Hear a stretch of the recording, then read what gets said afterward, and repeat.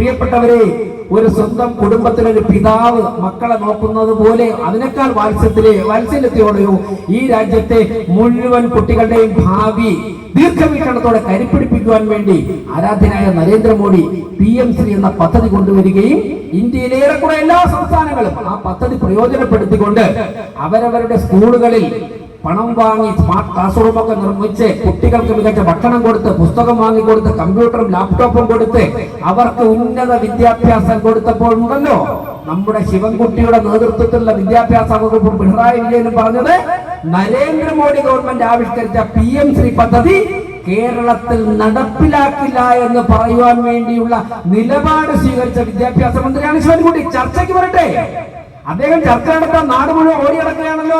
അദ്ദേഹം തിരുവനന്തപുരത്ത് ചർച്ചയ്ക്ക് വരട്ടെ. എന്നിട്ട് അദ്ദേഹം ഇടയ്ക്ക് ഒരു നിലപാട് സ്വീകരിച്ചു. എന്താണ്?